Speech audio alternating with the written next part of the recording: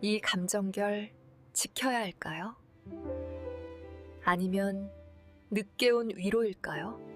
오늘 이야기 시작하기 전에요. 언니 오빠들 화면 오른쪽 아래 빨간 구독 버튼으로 그리고 좋아요도 살짝 한 번씩 눌러줘요. 좀 더 좋은 영상을 만들기 위해서 부탁드립니다. 저에게 큰 힘이 됩니다. 한 번씩 눌러주세요. 그럼 오늘 이야기 시작합니다. 안녕하세요. 제 이름은 서정미, 올해 52입니다. 지방의 오래된 아파트에서 혼자 살고 있습니다. 남편은 5년 전 갑작스러운 병으로 먼저 떠났습니다.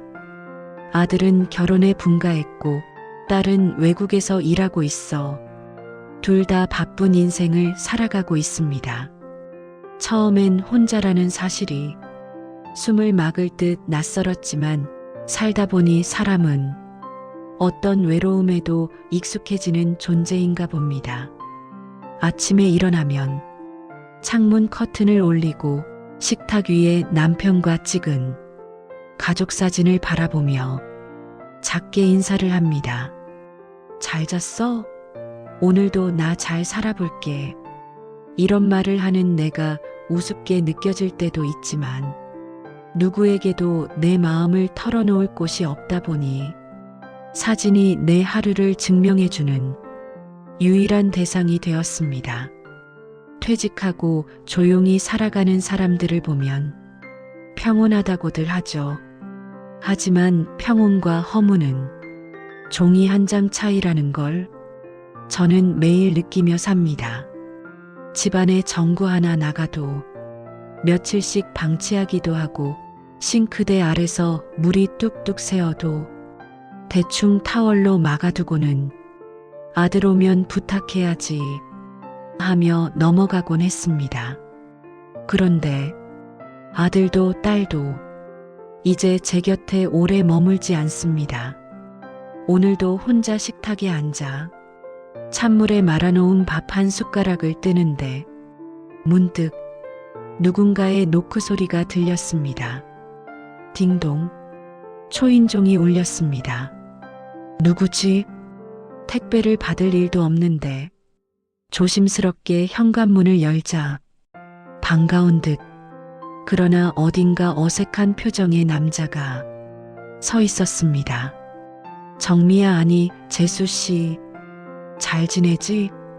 주름진 얼굴에 낯익은 분위기, 남편을 떠올리게 만드는 진한 이목구비. 하지만 남편보다 조금 더 넓은 어깨, 조금 더 깊은 눈가의 주름. 남편의 형, 아주버님이었습니다. 오랜만이었습니다. 사실 장례식 이후 처음이었습니다. 우린 어릴 적부터 알고 지내던 동네 오빠 사이라 호칭도 관계도 항상 편했습니다. 집에 오는 길이라 문득 생각나서 그 말이 마치 오래 준비된 말처럼 너무 자연스러워서 어쩐지 당황스러웠습니다. 들어와요. 밖에 추운데 말이 먼저 나왔습니다. 손님을 맞을 준비도 되어 있지 않은 집이었지만 문을 닫고 싶지 않았습니다.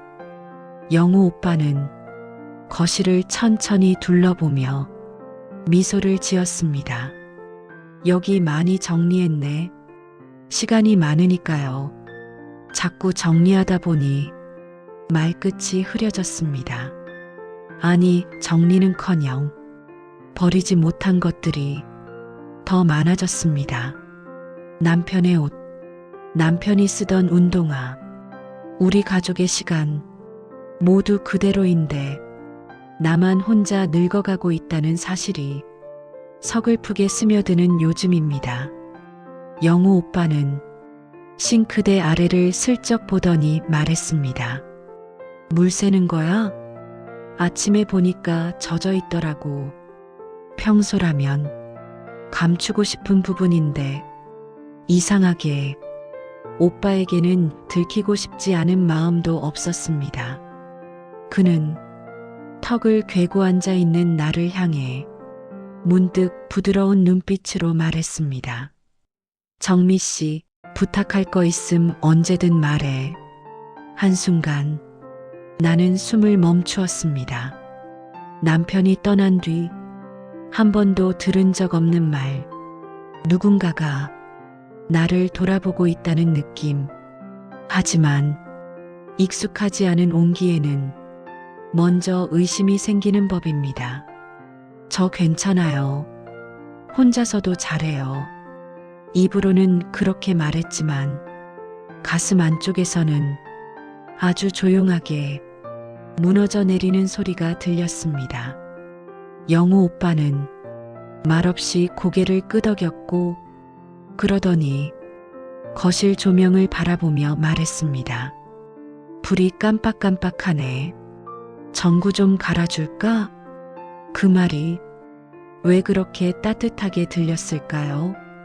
누군가가 내 일상에 손을 뻗어주는 순간 나는 이 감정의 이름을 모른 척 했습니다. 하지만 부정할 수 없었습니다. 잠들어 있던 마음이 아주 조용히 숨을 쉬기 시작했습니다. 거실 천장이 다시 한번 깜빡였습니다. 영우 오빠가 조명을 응시하더니 부드럽게 말했습니다. 집에 전구 있어? 사다 놓은 거 있으면 내가 갈아줄게. 그 말이 어쩐지 가슴 끝을 건드렸습니다. 남편이 살아있던 시절 이 집의 모든 고장은 늘 남편의 몫이었죠. 잠깐만요. 서랍을 뒤적이며 미리 사두었던 전구를 꺼냈습니다. 영우 오빠는 가벼운 숨소리를 내며 의자 위에 올라섰습니다.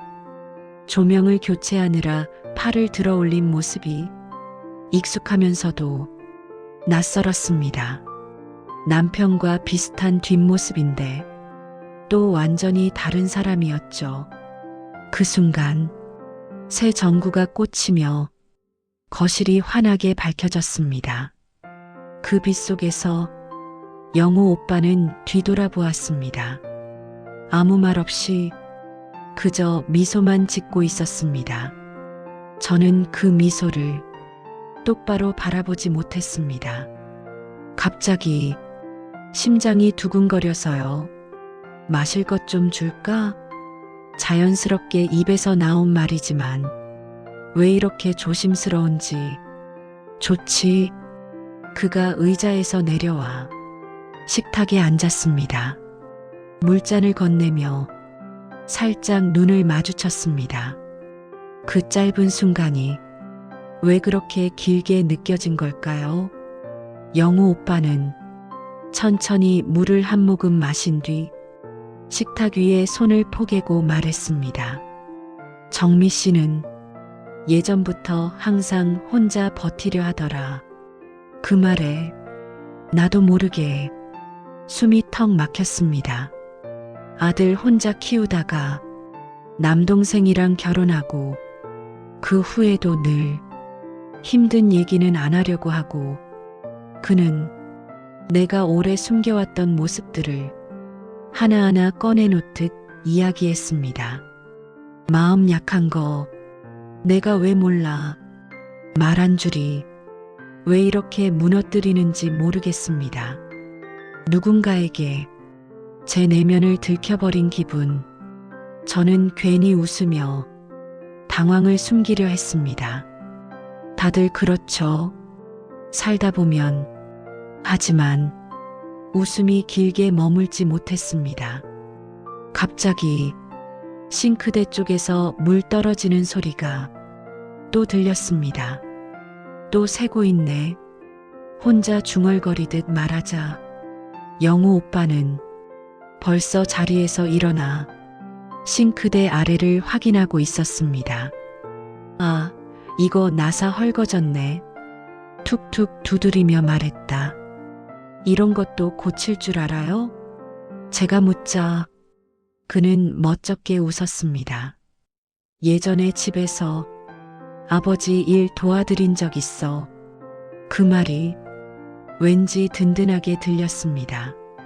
조금 뒤 물이 더 이상 떨어지지 않았습니다. 그는 손을 털며 말했습니다. 이제 한동안 괜찮을 거야. 저는 정말 고개가 절로 숙여졌습니다. 고마워요. 이런 것까지 신경 쓰게 해서.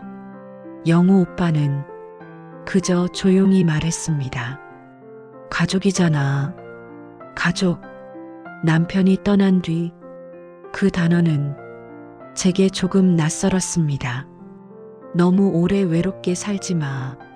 사람 마음은 누가 살펴줘야 살아. 그는 마치 제 마음속 어둡고 축축한 구석을 살짝 들춰본 사람 같았습니다. 나는 물컵을 양손으로 감싸며 조심스럽게 물었습니다. 오빠는 왜 혼자 살아요? 잠시 머뭇거리던 그는 천천히 입을 열었습니다. 언제부터인지 내 자리가 사라진 것 같더라고. 그 말에 가슴 한쪽이 저릿했습니다. 그의 쓸쓸함이 내 쓸쓸함과 닮아 있었습니다. 남편이 떠난 뒤 누군가와 이렇게 진심을 나눈 적 없었습니다. 영우 오빠는 자리에서 일어나 거실 곳곳을 둘러봤습니다. 남진이, 정미 씨 많이 사랑했지. 조카 이름을 부를 때와는 달리 남편 이름을 말할 땐 조금 다른 온기가 느껴졌습니다. 그 사람 대신 내가 아프지 않길 바라겠지. 그 말이 너무 따뜻해서, 너무 아파서 나는 대답할 수 없었습니다. 조명 아래에서 영우 오빠의 뒷모습이 낯익은데 또 낯선 이유는 무엇일까요? 아주 작은 숨결 하나에도 마음이 흔들리는 이유는 대체 무엇일까요? 그는 돌아서서 나를 향해 말했습니다. 수다 좀 더 떨다 갈게. 시간 괜찮지? 저는 한 박자 늦게 고개를 끄덕였습니다. 그 대답 속에 말하지 못한 수많은 마음이 숨겨져 있었습니다. 조명이 환하게 비춘 거실에서 우린 다시 식탁에 마주 앉았습니다. 서늘했던 빈자리도 조금은 따뜻하게 느껴졌습니다.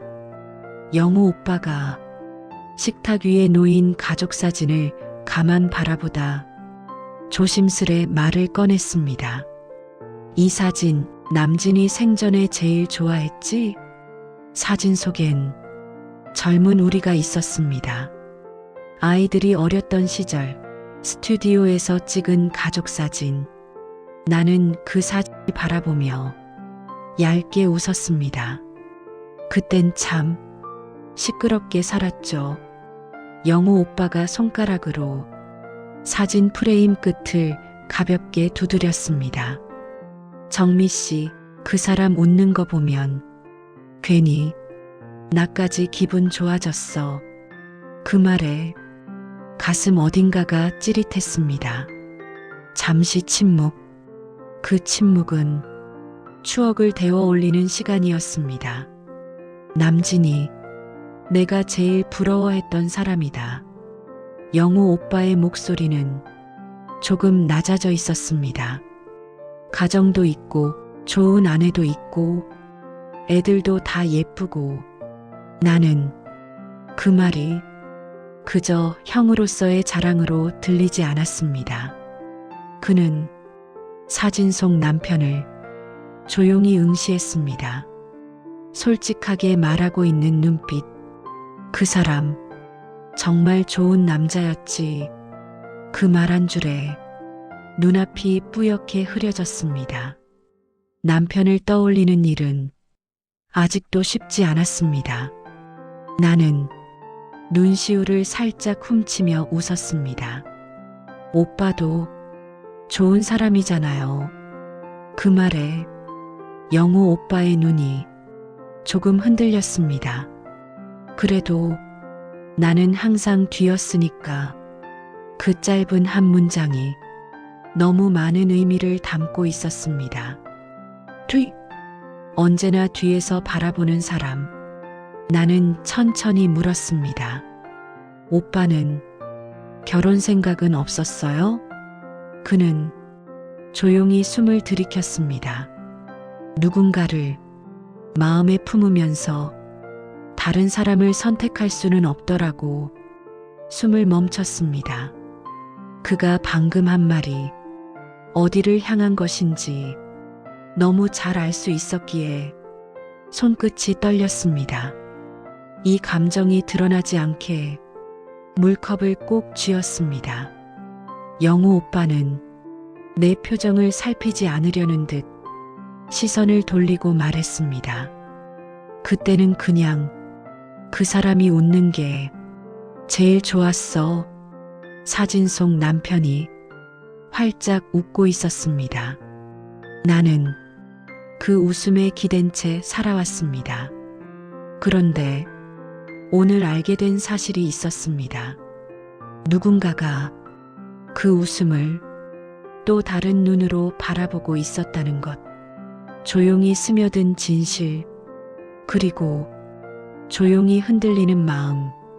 저는 웃으려다 가슴 깊은 곳에서 눈물이 툭 떨어졌습니다. 영우 오빠도 급히 수건을 건네며 말했습니다. 정미 씨, 미안해. 내가 괜한 말했네. 아니에요. 나는 고개를 저었습니다. 누군가는 이 얘기를 해줘야 했어요. 남편과의 추억을 처음으로 누군가와 나누는 이 순간 나는 조금씩 내 마음의 방을 열고 있다는 걸 알았습니다. 하지만 문득 두려움이 엄습했습니다. 내가 흔들리면 안 되는 사람에게 흔들리고 있는 건 아닐까? 영우 오빠는 수건을 내 손 위에 살며시 올려놓았습니다. 그리고 조용히 말했습니다. 정미 씨가 더 이상 혼자 아프지 않으면 좋겠다. 그 말 한 줄에 심장이 너무 크게 울렸습니다. 웃음 뒤에 숨은 울음, 그 울음 뒤에 숨겨진 진심. 오늘 나는 두 가지 진실을 처음으로 마주했습니다. 하나는 내가 아직 사랑을 기억하고 있다는 것. 또 하나는 누군가가 오래전부터 나를 지켜보고 있었다는 것. 눈시울을 적시며 웃고 있었던 제가 갑자기 부끄러워졌습니다. 왜 이 사람 앞에서 이렇게 쉽게 마음을 드러냈을까요? 급히 숨을 고르며 자리를 정리하는 척 했습니다. 오빠, 오늘 고마웠어요. 근데 벌써 늦었네. 집에 일 있는 거 아니에요? 그 말은 사실상 돌아가 달라는 신호였습니다. 영우 오빠도 그걸 알아차린 듯 조용히 고개를 끄덕였습니다. 그래, 많이 피곤하겠다. 가볼게. 그 목소리는 자책 대신 이해가 담겨 있었습니다. 나는 식탁 위 수건을 정리하며 절대 눈이 마주치지 않도록 조심했습니다. 내가 흔들렸다는 사실을 들키고 싶지 않았습니다. 하지만 떠나는 그의 발걸음 소리는 너무 느리고 너무 아쉬워 보였습니다. 현관에서 신발을 신으며 그가 천천히 말을 붙였습니다. 정미 씨, 네. 혹시라도 도움 필요하면 말해. 그 말 항상 들었지만 이번엔 조금 무섭게 들렸습니다. 그 온기가 선을 넘을까봐 나는 억지로 웃음을 지어 보였습니다. 괜찮아요. 저 혼자도 잘해요. 그 말은 나를 지키기 위한 방어막이었지만 결국 나를 더 외롭게 만드는 말이었습니다. 영우 오빠는 잠시 내 얼굴을 바라보다 아주 작은 목소리로 대답했습니다. 알아. 너 혼자도 잘 사는 거. 잠시 뜸을 들인 뒤 그는 조용히 덧붙였습니다. 그러니까 더 마음이 쓰이네.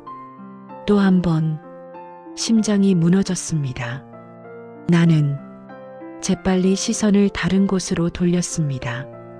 도어락 위에 작은 먼지를 쓸어내며 아무렇지 않은 척 말했습니다. 조심히 들어가세요. 그래. 문이 닫히고 난 뒤 나는 문턱에 기대어 천천히 숨을 몰아쉬었습니다. 선은 내가 그었지만 더 아픈 쪽도 결국 나였습니다. 불이 꺼진 복도 아래 그의 발걸음이 아주 멀리서까지 들리는 것만 같았습니다. 손끝에 남은 수건의 감촉, 그가 고쳤던 조명, 싱크대 아래의 물 한 방울까지 모든 게 나를 향해 다시 울리는 듯 했습니다. 방으로 들어가려는데 남편 사진이 눈에 들어왔습니다. 정면에서 웃고 있는 그 얼굴, 진한 미안함이 밀려왔습니다. 당신 없이도 잘 사는 척 했어. 목소리가 떨렸습니다. 근데 나는 아직 그때 그대로 멈춰 있는 것 같아 의자에 주저앉아 손등으로 눈을 가렸습니다. 오늘 내 마음의 문이 열린 건지 닫힌 건지 알 수가 없었습니다.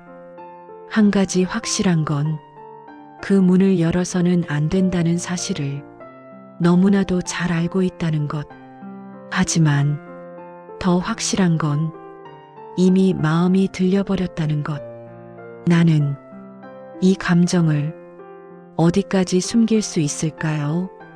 그리고 얼마나 오래 버틸 수 있을까요? 문이 닫히고 난 뒤 현관 앞에 한동안 그대로 서 있었습니다. 밖으로 나간 온기가 아직 집 안 공기 속에 남아있는 듯 했습니다. 조용히 거실로 돌아와 조명 아래 멈춰 섰습니다. 영우 오빠가 교체해둔 전구는 아직도 은은하게 빛나고 있었습니다.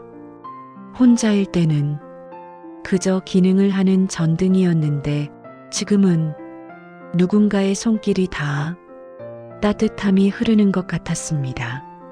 나는 소파에 앉아 조명을 바라보며 생각했습니다. 도대체 언제부터 사람과 사람 사이의 온도가 이렇게 소중해진 걸까? 혼자라는 것이 당연한 줄 알았습니다. 오래 함께한 남편이 떠난 뒤에도 혼자 다 이겨내는 게 당연하다고 믿어왔습니다.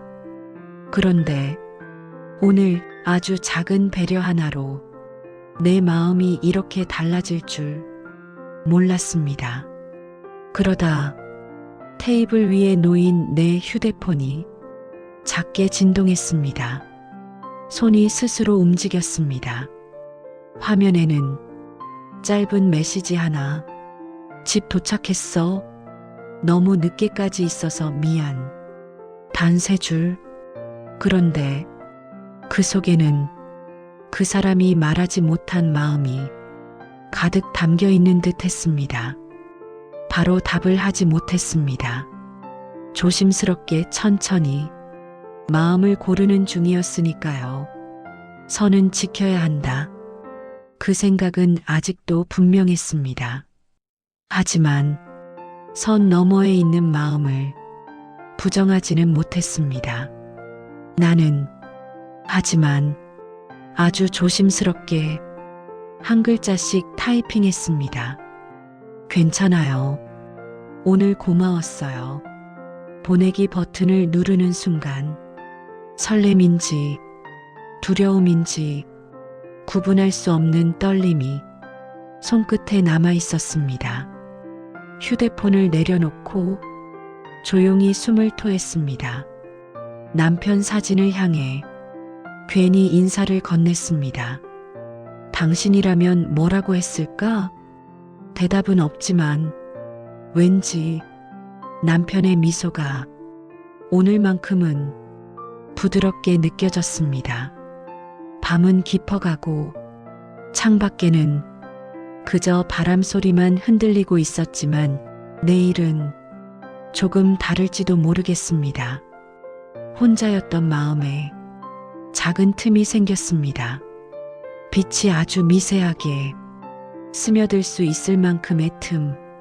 나는 문턱 앞에서 조심스럽게 기대해 보기로 했습니다.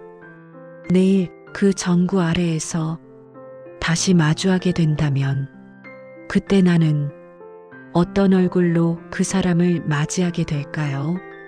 그 질문 하나로도 오늘 밤은 외롭지 않았습니다. 당신이 남겨주신 한 줄이 다음 이야기를 이어갑니다. 구독과 좋아요, 댓글은 이 채널에 큰 힘이 됩니다.